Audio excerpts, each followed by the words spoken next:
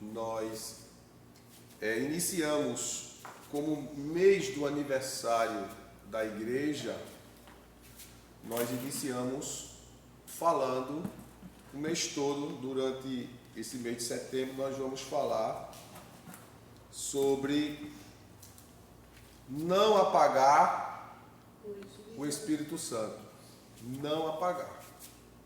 Não é? E para não apagar, a gente precisa entender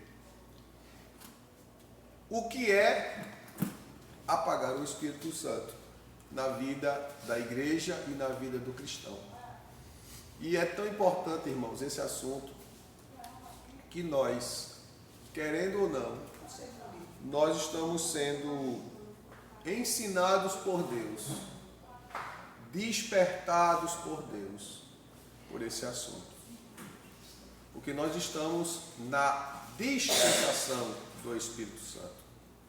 Nessa dispensação, a igreja sempre foi e sempre será carente, dependente da ação do Espírito Santo. E a semana passada, quando nós demos a introdução sobre isso, o último ponto que nós falamos foi sobre apagueis. E hoje a gente vai dar sequência, mas vamos tornar a falar sobre a palavra apagueis. Como o tema é não apagueis o Espírito Santo, no original grego temos o verbo isbenune, que significa extinguir, apagar, e que significa suprimir. Então, quando você suprimir é sufocar alguém ou algo. E o Espírito Santo, além de ser Deus, ele é uma pessoa. E a gente fica pensando assim, sufocar Deus? Alguém pode sufocar Deus? Entenda o sentido da palavra. Quando fala sufocar, é impedir a ação do Espírito Santo. Como pessoa, não é? Como Deus, ele não vai interferir na sua decisão. Ele não vai interferir na sua decisão. A sua decisão tem que ser consciente, voluntária, permissiva. Você precisa permitir a ação do Espírito Santo na sua vida. O próprio Cristo, quando ele envia a carta à igreja de Laodiceia, no versículo 20 do capítulo 3 de Apocalipse, Cristo diz à igreja: eis que estou à porta e bato. Se, olha a preposição, se. Aí ele agora cita alguém. Se alguém, ou seja, uma pessoa, permitir que eu entre, ela vai abrir a porta. Se ela abrir a porta, eu vou entrar. Com ele, cear e ele comigo. Quando diz assim, ele cear, não está falando no sentido literal apenas de confraternizar-se através do alimento, mas está falando de uma alegria, de um banquete contínuo, de uma coisa que vai ser sequenciada na vida daquele que abriu a porta. Então, quando a palavra de Deus diz não apagueis, ele está dizendo não extingua, não sufoque.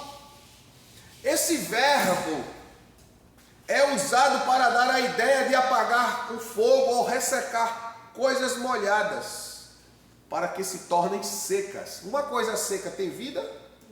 Não tem vida. Então, quando Paulo diz não apague o Espírito Santo, ele quer dizer para a igreja, não perca a vida, não fique seco. Que foi o que justamente aconteceu com a igreja de Laodiceia.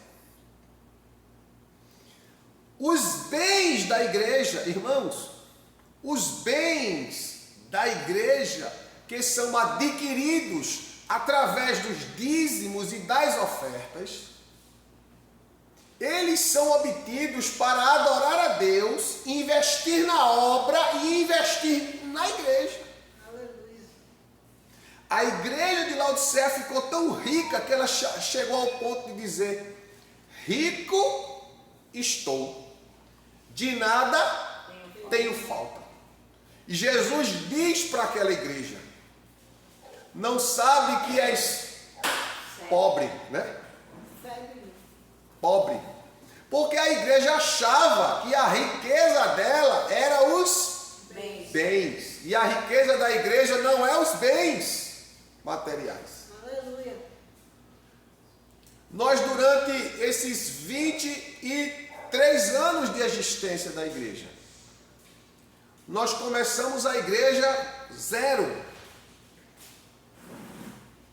Nós hoje temos na igreja o que nós não tínhamos no começo. Hoje nós temos centrais de ar-condicionado, cadeiras novas, púlpito novo, um número relevante de membros. Passamos perrengue porque ficamos nos mudando de endereço, mas graças a Deus, há 12 anos que nós estamos nesse mesmo endereço. Nos fixamos, porque criamos estabilidade financeira e aí demos condições de nos fixar em um lugar só. Organizamos o prédio está bonito, está limpo, está maravilhoso. Mas isso aqui não são os bens da igreja. Isso são as coisas materiais que a igreja usa para fazer a obra. Porque o maior bem, o único bem que a igreja tem é Cristo, a pérola de grande valor.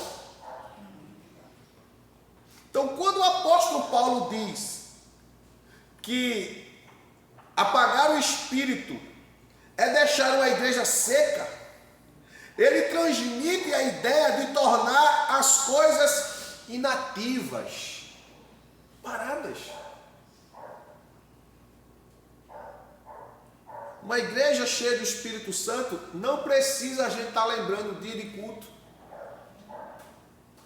Irmãos, quantas vezes dia de domingo o pessoal liga para mim: pastor, vai ter escola dominical? Lógico. E por que não teria? Não, porque é feriado hoje.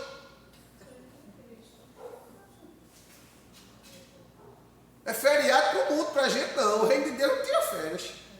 Agora, quando acontece algum evento, como foi o caso do evento do aniversário de vocês do ciclo da oração, que vocês passaram o dia todinho, a igreja passou o dia todinho aqui, era considerável que no domingo vocês tivessem um pouco mais de tempo para descansar. Aí a gente, não, irmãos, não haverá escola dominical, e a gente avisa, mas a gente não coloca nenhum aviso na igreja. O pessoal liga: vai ter escola dominical, pastor? Eu disse: vai. Por quê? Porque eu pensei que não tinha. Tudo que a gente vai fazer na igreja, a gente avisa no domingo. Se houver algum imprevisto, a gente avisa no final de semana também, um dia antes, para que ninguém se complique, mas esteja ciente das atividades da igreja. Então, a igreja, irmão, ativa, é uma igreja ligada nas suas atividades, é uma igreja ligada na sua responsabilidade, na sua missão. É uma igreja que você não precisa estar dizendo o que é para se fazer, pois ela já sabe. É uma igreja viva. É uma igreja ativa. Merci beaucoup. Na Padequá. Então, quando a igreja ela está consciente do que se precisa fazer, não precisa estar se falando. Está ativa, está consciente. Percebe-se que toda semana, no culto de domingo, quando termina o culto, os avisos. Terça-feira, culto de doutrina. Quarta-feira, discipulado. Quinta-feira, parece até que a igreja não sabe. Mas se não avisar, e pastor, vai ter 5 de oração na quinta-feira.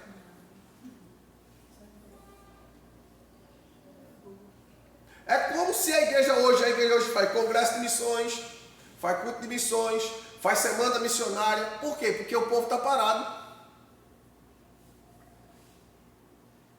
Um crente não tem a coragem. Um exemplo, né? Ali onde irmã Zefinha mora, onde Vila mora, tem várias pessoas idosas. Muitas vezes eu preciso ligar. Ó, visita irmão fulano, que eu estou sem tempo de ir lá. Porque eu só tenho uma pessoa para atender. A gente tem que ligar para pedir. E isso tem que partir de você. Eu vou porque fulana precisa. Eu não estou dizendo que você vai todo dia, uma vez na semana. Uma fulana, como a senhora está? A senhora vai hoje? Está precisando de alguma coisa?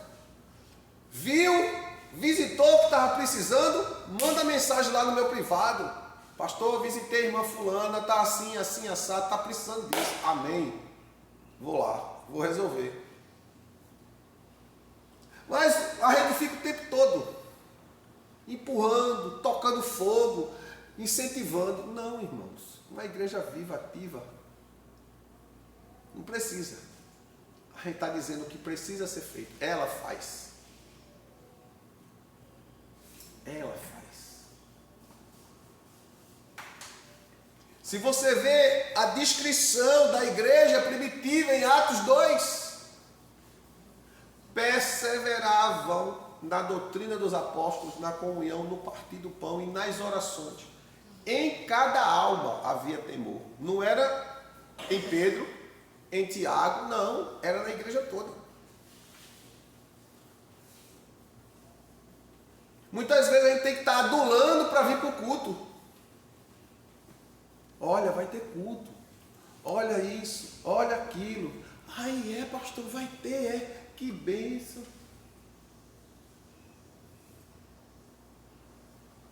Então, uma igreja desta forma, desta maneira, está realmente carecendo de um avivamento do Espírito Santo.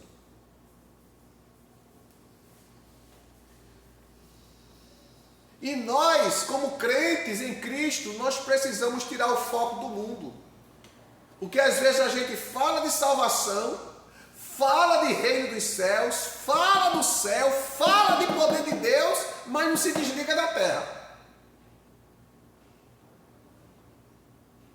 Eu não estou falando da exclusão dos nossos deveres terrenos, não.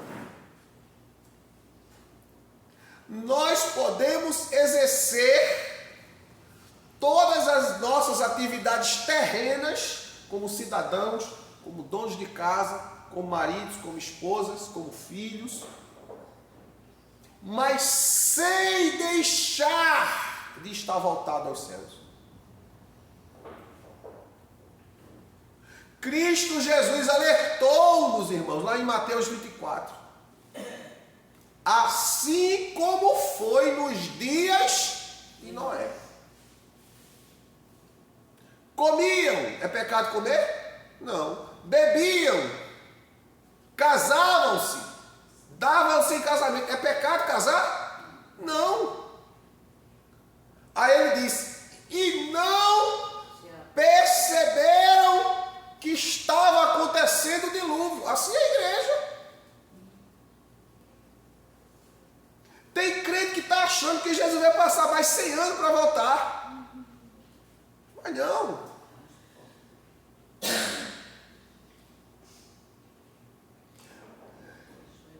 Irmãos, já existe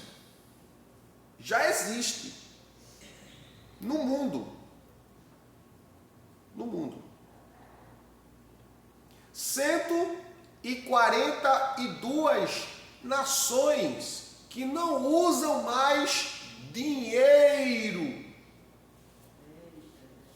Dinheiro, moeda, cédula. Usam dinheiro virtual. Não pegam mais em dinheiro. O dinheiro é virtual. É tudo feito pelo celular. E isso está para ser implementado no Brasil. A moeda que vai ser usada no Brasil chama-se Drex. O Drex. Você sabe o que é que vai acontecer? Você não terá o controle do seu dinheiro. Quem vai ter é o governo.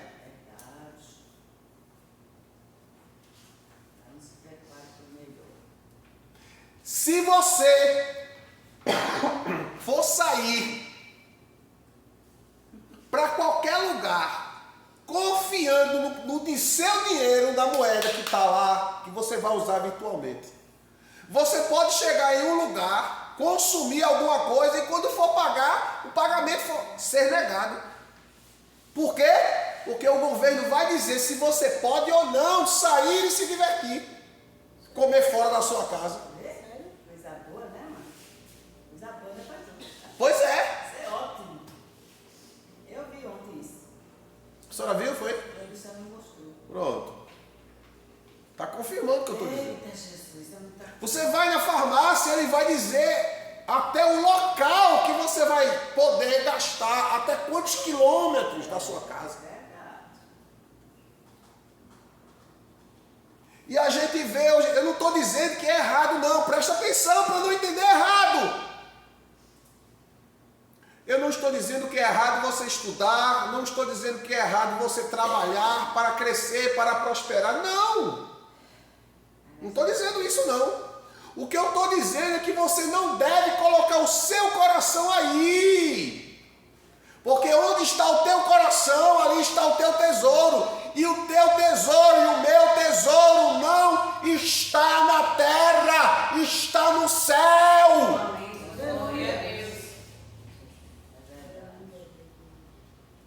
Nós aguardamos Jesus a qualquer momento. E nós, irmãos, existem igrejas, que eu não vou citar o nome, que você já sabe qual é.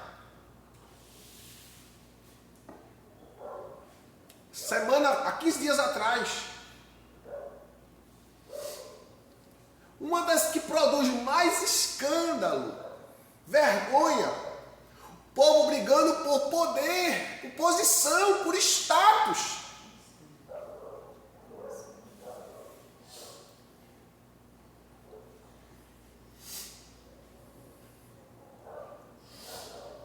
O povo não está enxergando que Satanás está trabalhando de dentro para fora.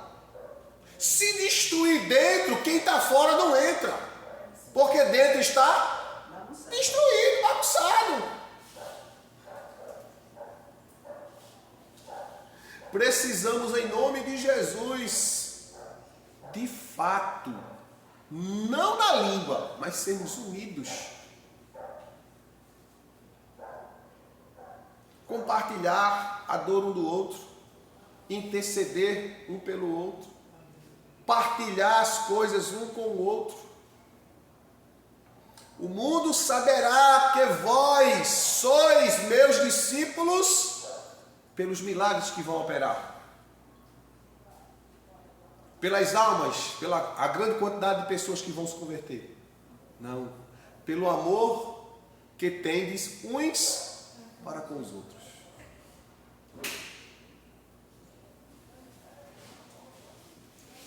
Está aqui em foco a operação geral do Espírito Santo. E não meramente a sua inspiração nas orações, no louvor e na profecia. Elementos esses que figuram no contexto. Mas não devemos pensar que isso representa a totalidade daquilo que o Espírito Santo faz por nós, em nós e por intermédio de nós. O que é que Paulo está querendo dizer com isso? Irmãos, tem gente que fica assim, a igreja está uma bênção. Escuta bem. A igreja da gente ora. A igreja da gente tem profecia. A igreja da gente tem línguas. Tá tudo bom. Se tiver tudo isso, mas não tiver o temor, não vale nada. Porque a Bíblia diz que as profecias cessarão. As línguas cessarão. E quando a gente fala de temor, a gente fala de amor. Porque quem ama, teme. Quem ama, teme. Porque o temor que o texto, que a palavra de Deus diz, não é o temor medo, mas é o temor reverência, respeito. Eu vou orar. Um exemplo. Eu estou orando. Senhor, eu estou aqui. Responda a minha oração. Eu preciso disso, daquilo, me perdoa, tal. Só que o meu coração está travado com outra pessoa. Deus vai ouvir a minha oração? Vai, porque ele não é louco. Mas não vai responder.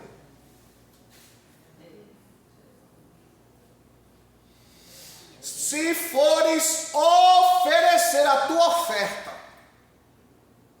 e aí te lembrares que teu irmão, que tu tem alguma coisa travada, volta. Te organiza com ele para depois tu vir oferecer a oferta.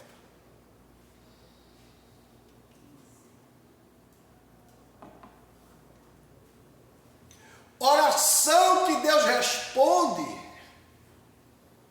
é oração de temor. Olha, Jó orou pelos seus amigos e Deus mudou o cativeiro de Jó. E o cabo que Jó orou pelos caras. Os caras eram amigos de Jó? Não, mas Jó orou. Eles se faziam de amigo, mas Jó orou.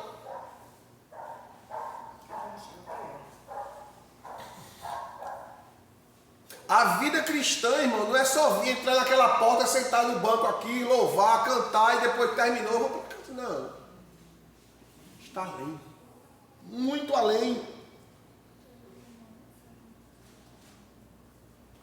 Dependemos do Espírito Santo para respirar Cristo. Todos os nossos pecados, eles são desenvolvidos, eu já falei isso aqui, pelos nossos sentidos. Se nós não controlarmos, a gente não cresce.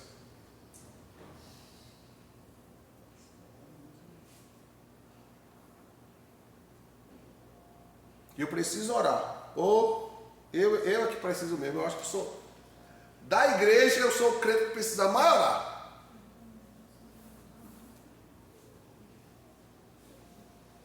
Escuta bem.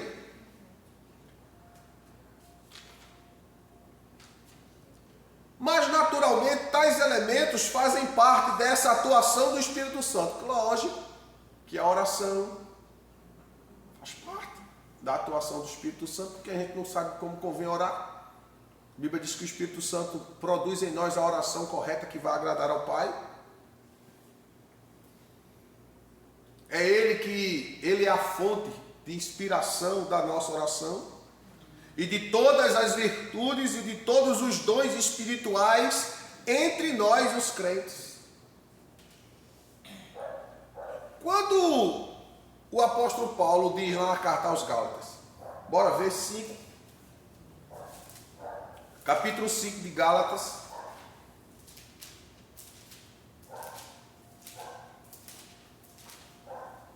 verso 22 e 23.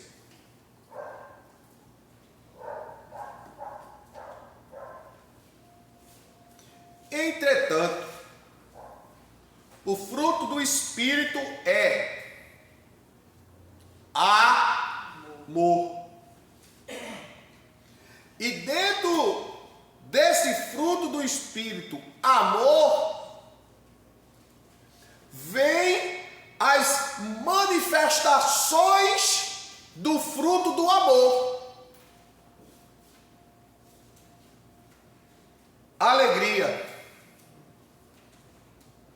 paz, paciência, benignidade, bondade, fidelidade, mansidão e domínio próprio.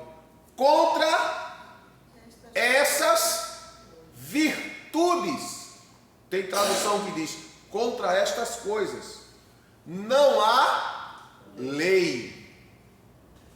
Se não há lei é porque não há restrição,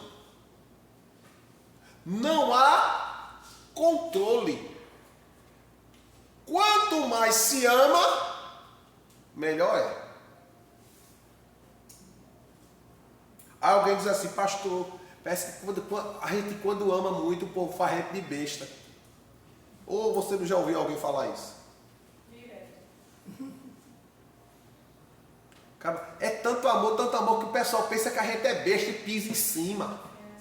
Olha, pensa, chega, pisa com gosto.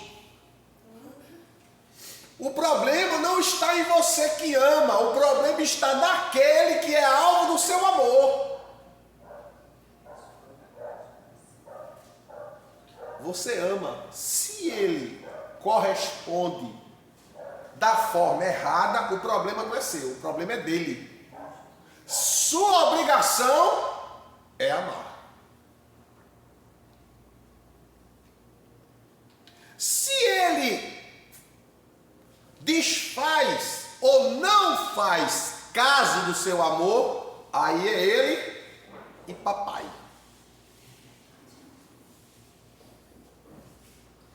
Ponto final. Mas o nosso problema é que a gente sempre quer um feedback, uma via de mão dupla,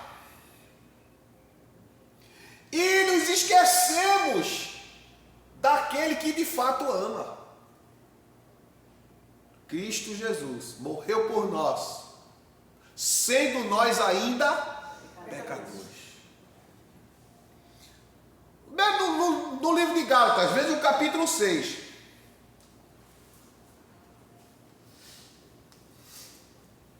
Verso 9. Capítulo 6, verso 9 de Gálatas diz assim: e não nos desfaleçamos de fazer o bem, pois se não desistirmos, colheremos no tempo certo. Veja que ele diz assim: se não desistir, a gente vai colher. Porque você ama hoje, amanhã você desiste de amar porque você foi apedrejada, você não foi recompensada, você não vai colher. O texto está bem claro: se não desistirmos, colheremos. Viu, Cristiane? Se não desistir, vai colher no tempo certo. Olha, verso 10: sendo assim, enquanto temos oportunidade, façamos o bem a quem? A todos. Mas principalmente aos da família da fé. E eu disse aqui no culto de doutrina da terça-feira que acontece coisas na igreja. Quando eu digo na igreja, eu estou falando do prédio, eu estou falando do meio da multidão. Acontece coisas que não deveria acontecer, mas acontece.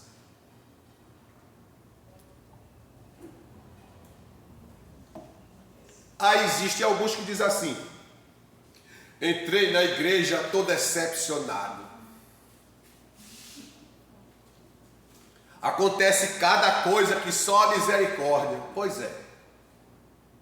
E você é a primeira coisa que está sendo pedra de tropeço, porque está se escandalizando em vez de buscar e se comprometer com Deus, está horrorizada por uma coisa que você viu que não deveria. Não deveria. Mas aconteceu. Na Bíblia, Deus não esconde pecado de ninguém. Deus poderia excluir os pecados dos homens chamados heróis da fé. Ou não poderia? Mas não excluiu. Bota aí, para todo mundo saber. Davi, o homem, segundo o meu coração, cometeu um adultério e um assassinato. Mas não era segundo o coração de Deus? Deus poderia, não, esse homem é segundo o meu coração, eu vou passar a mão por cima. Não.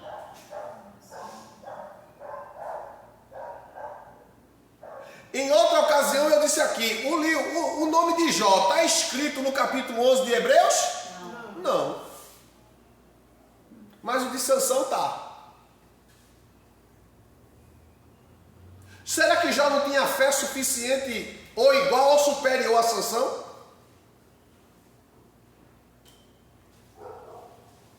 Para estar inserido lá no capítulo 11 de Hebreus? Tinha. Mas por que não estava? Porque não se resiste à falha de Jó. Mas de Sansão se resiste. Está incluído nos heróis da fé. E Jó não está.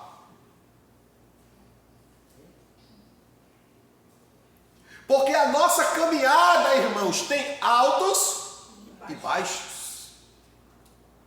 Há dividendos. Mas o importante é você não perder a fé, o foco. Quem é o autor da sua fé?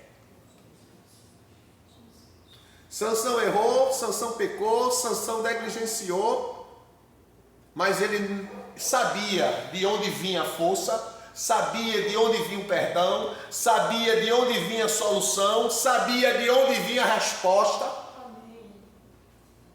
O problema não é você errar. O problema é você não perder a fé. Foco. Porque se você tem fé nele, você vai lá e pede perdão. Senhor, eu errei.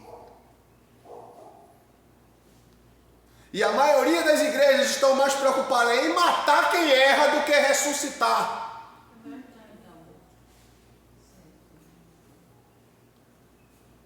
Ah, você fez isso? Foi, eu fiz, pastor. Tá, você está excluída da igreja.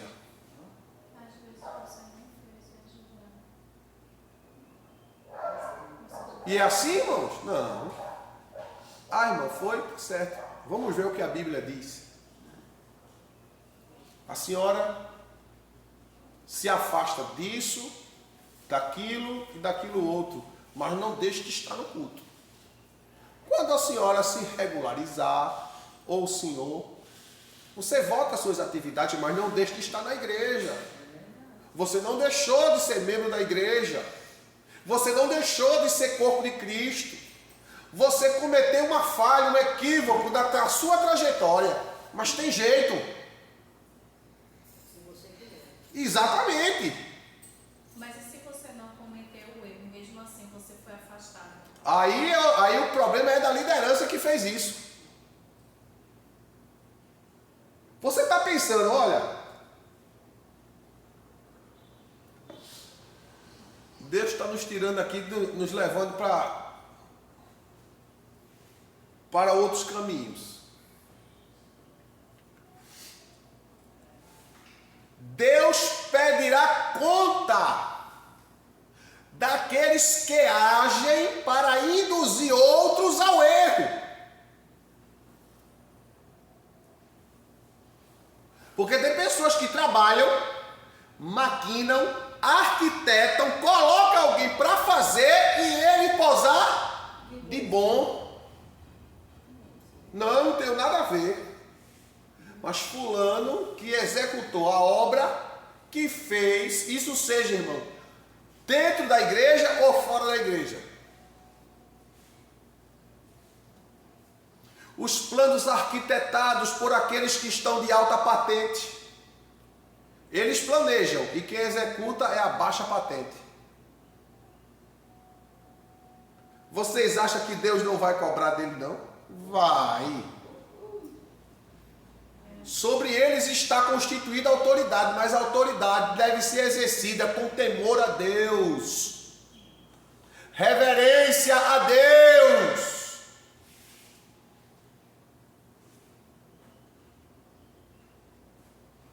Deus pedirá conta. E naquele dia, diante do trono, Senhor, eu sou general. Tu era general lá, aqui tu não é nada. Aqui quem manda sou eu sou o rei dos reis, senhor dos senhores. Acabou-se. Os livros vão ser abertos. E o que os homens pensavam que estava oculto, tu pensava que não estava escondido de mim, aí eu não creio que tu existia, pois é, mas eu estou aqui, vivi para tu ver. Deus pedirá conta. Ninguém fugirá. Por isso, quando nós fizermos, façamos nele. Nele, em Cristo. Por isso que a Bíblia diz que a igreja ela passará pelo tribunal de Cristo para prestar contas de tudo quanto a igreja fez por meio do corpo.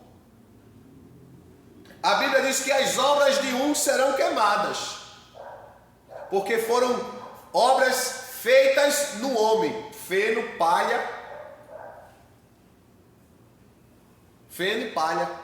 madeira. E tem as obras que foram feitas em Deus, baseadas nos princípios, prata, ouro e joias preciosas. Essas permanecerão. A Bíblia diz que as obras que forem destruídas, o tal não perderá a salvação, mas não terá galardão.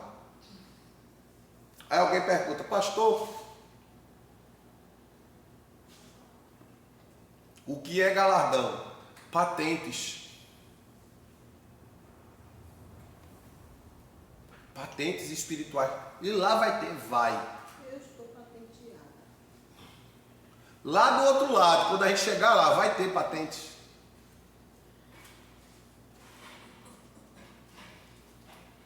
Aqui você pode não ter nenhuma patente aos olhos dos homens da terra. Mas quem era essa irmã lá embaixo, Jesus? Bem, essa irmã era aquela que passava a madrugada de joelho, orando pela igreja todinha. Ninguém via, mas eu via. Essa é aquela que jejuava pela igreja, pelo pastor, pelo ministério, pelos perdidos. Estava lá, ninguém via. Chegava lá, sentava, ninguém nem sabia que ela existia. Mas eu estava vendo. E aquele que aparece muito, que se destaca muito, que é conhecido, que é esse aí, Senhor. Esse é servo, é salvo, vai morar aqui comigo, mas não tem patente. Quando a Bíblia fala de patente, fala de comando. Irmão, Deus trabalha com hierarquia. O céu tem hierarquia, na terra tem hierarquia, e depois do arrebatamento vai continuar a hierarquia. E as hierarquias precisam respeitar a posição em que foi colocado. Se eles não respeitam, eles vão ser cobrados. Agora eu digo como Jeremias disse, como Paulo disse: de que eu vou me gloriar? E se eu me gloriar, me gloriarei nisto, em saber que o Senhor é Deus. Glória a Deus para sempre.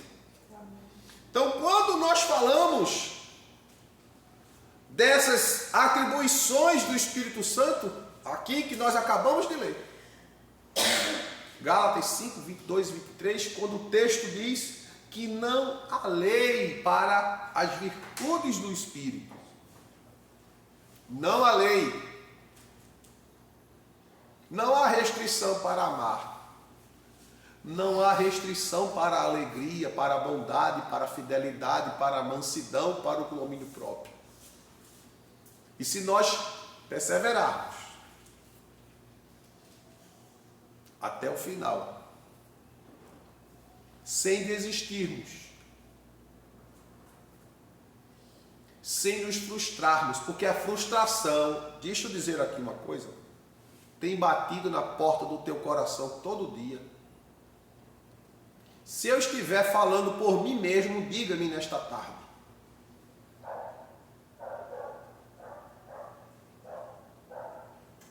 Batido na porta do teu coração e tem dito para você: não tem adiantado de nada tu andar tanto. Não tem adiantado de nada tu ter purificado teu coração e a tua vida, porque nada tem mudado.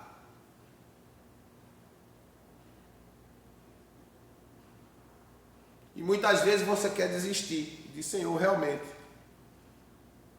isso tem acontecido comigo. Eu tenho me esforçado tanto, mas não tenho visto resposta. Mas Deus, nesta tarde, te dá a resposta. Glória a Deus. Deus te dá a resposta e diz: eu tenho anotado cada passo que você tem dado. Vai chegar o momento. E quando chegar, tu não vai ter palavras para me agradecer. Tu não vai saber nem dizer. Porque eu estou contemplando tudo.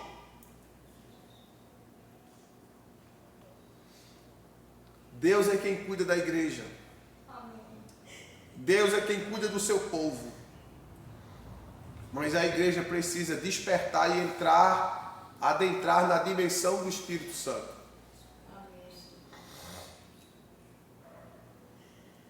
Para viver o que Deus tem para dar à igreja.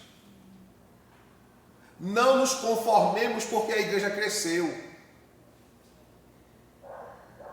Não nos conformemos porque a igreja hoje está organizada, o templo, né? Está organizado. Deus quer fazer muito mais. Temos muito a avançar ainda. Temos muitos lugares a ser conquistados e estabelecer a casa do Senhor. Não podemos parar. Amém? Amém. Vamos, nesta tarde, orar. No nome de Jesus. Clamarmos ao Senhor.